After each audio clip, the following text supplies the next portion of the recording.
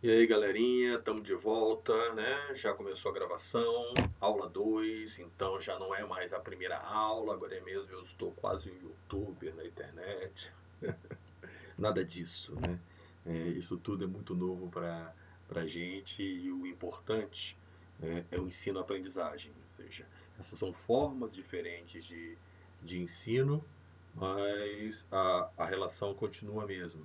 O que eu estou falando com vocês nessas aulas é o que eu julgo importante dentro dos conceitos da minha matéria e você, como aluno, vai absorvendo esses conteúdos para aplicar no dia a dia. Ou seja, sem significado, sem você poder aplicar a ciência no dia a dia, nada disso faz sentido. Então você não está ouvindo só essa videoaula porque a escola mandou, o professor mandou. Você tem que pensar no que você vai aprender e se isso vai fazer um significado para você. Bom, esse é o meu recadinho de início da aula. Nós teremos agora a aula 2 da proposta de ondas sonoras. A aula um era uma aula mais densa, onde que nós vimos os conceitos mais importantes. Então, o que, que fica da aula um? Se liga que está na hora da revisão. Na aula um, o que nós vimos foi o conceito do som. Agora nós já sabemos que o som era uma onda mecânica longitudinal. Nós incluímos nesse conceito uma faixa de frequência, chamada de faixa de frequência audível, entre 20 e 20 mil Hz. Estabelecemos que abaixo de 20 Hz seria infrassom, acima de 20 mil seria ultrassom.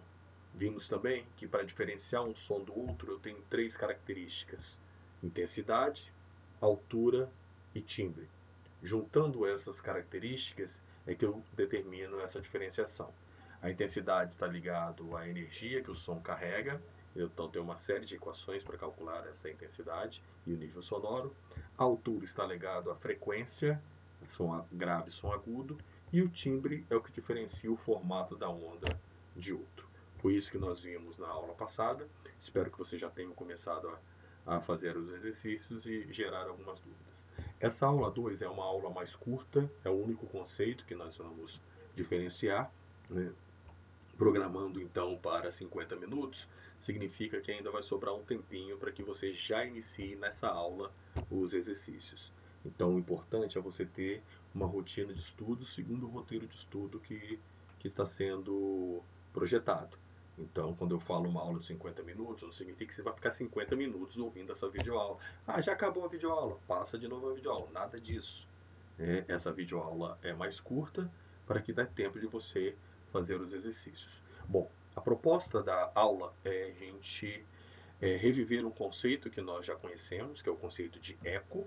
Então, você já conhece esse conceito de eco do dia a dia, já sabe o que é o eco, mas determinar quais são as condições para que tenha esse eco. Ou seja, o eco é uma reflexão do som, mas todo som refletido é eco.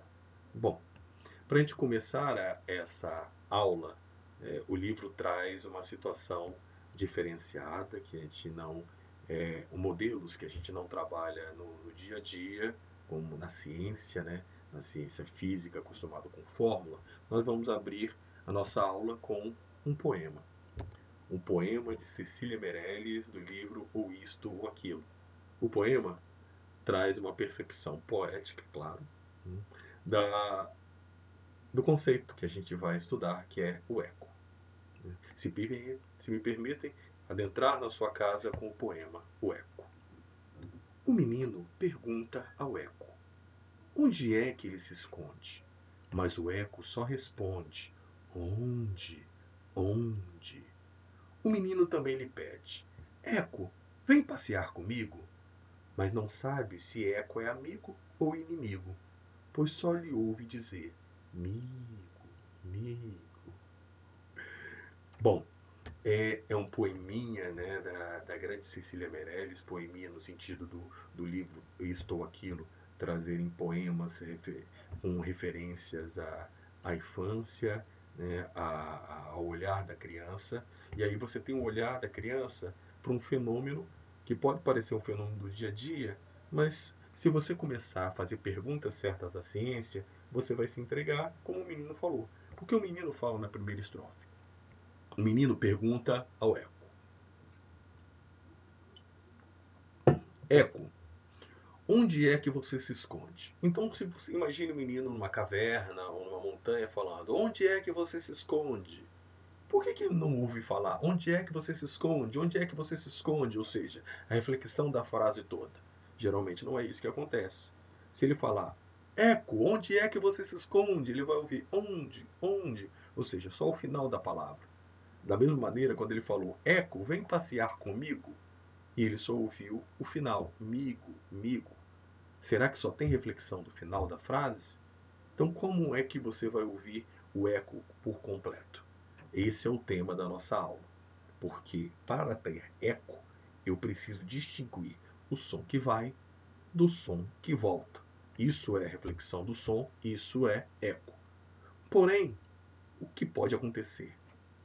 A distância entre a fonte e a barreira ser uma distância pequena, enquanto eu estiver falando ou quando ainda estiver saindo o som já está voltando.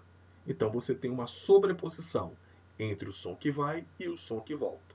Quando isso acontece, você não chama perfeitamente de eco. É isso que nós vamos ver no próximo slide, com o conceito como um todo.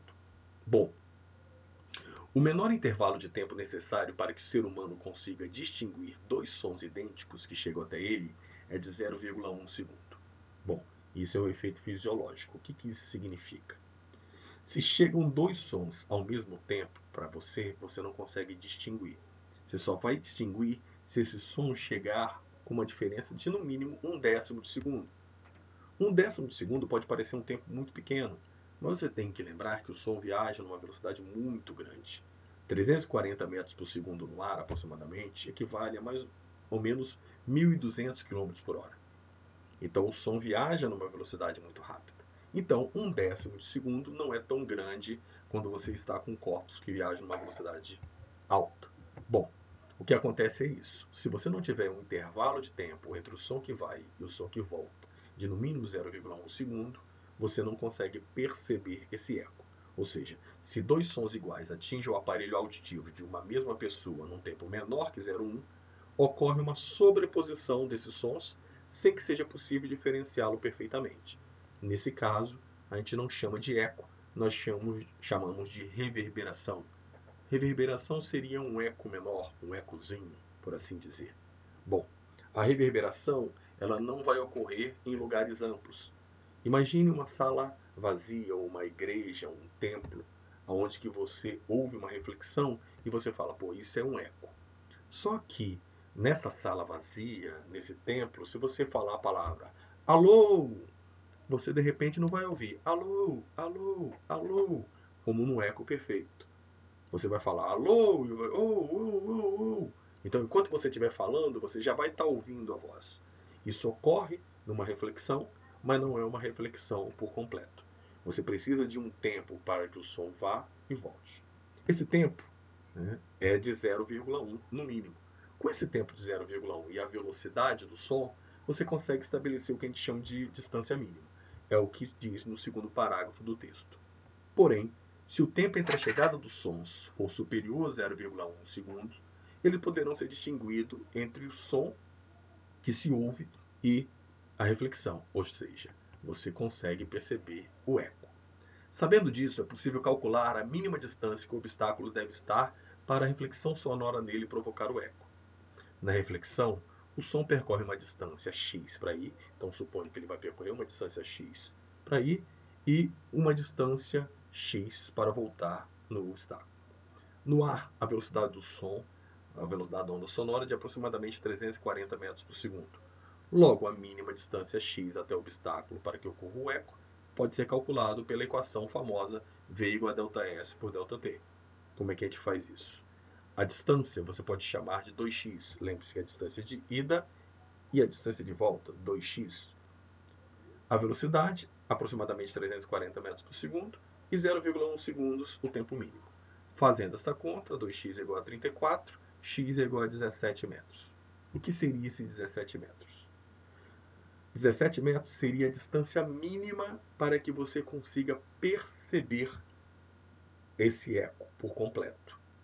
Num desenho aqui, você tem um menino e uma montanha. Se essa distância entre o menino e a montanha for de no mínimo 17 metros aproximadamente, você vai conseguir distinguir aquilo que você fala daquilo que você ouve. Então, se ele falar alô, ele vai ouvir alô, alô, alô. Então, ele vai ouvir a reflexão do som, batendo numa montanha, batendo na outra montanha. Quando você está num vale cheio de montanhas, você consegue perceber isso, né? Não é uma única reflexão, são várias reflexões, mas você consegue distinguir a voz emitida da voz refletida. Se essa distância for menor do que 17, como acontece em ambientes pequenos, é o que está escrito na última frase ali, em ambientes pequenos não se percebe o eco. Em ambientes pequenos se percebe uma reverberação, porque a distância é menor do que 17 metros. Você consegue ouvir a repetição do som, mas não percebe essa repetição clara. Enquanto você está falando, o som já está voltando. Em termos de equações, a equação que você vai usar é uma equação que você já usa normalmente dentro de reflexão do som, reflexão de uma onda. Lembre-se da última questão da nossa prova. Era uma questão onde que tinham duas pessoas, onde que uma ouvia a outra diretamente e ouvia também uma reflexão numa parede. E eu pedi para calcular o tempo mínimo de diferença entre esses dois. Então, essa possibilidade você pode repetir agora em questões com eco. Então, o conceito que eu queria mostrar para vocês nessa aula seria apenas esse. Eco é uma reflexão do som, porém essa reflexão depende de uma distância mínima. Se essa distância mínima não for composta, o que você vai ter é uma reverberação, um eco pequeno. E o que é uma reverberação? Seria uma sobreposição de sons. Com esse conceito, vocês já conseguem elaborar mais alguns exercícios da página 67, e que se juntam àqueles exercícios da aula 1. E aí isso a gente completa a primeira parte de características das ondas sonoras. Então eu vou pedir para que você faça a mesma coisa que fez na aula 1, leia com calma esse texto, o texto está quase todo aí no slide, mas dê uma olhada no livro também. Faça os exercícios, grife aquilo que você não está conseguindo fazer, mande um e-mail para mim ou espere a próxima aula minha. Na próxima aula minha eu vou resolver alguns exercícios para a gente tirar dúvida. Muito obrigado pela preferência, volte sempre, sempre estaremos juntos. Um abraço.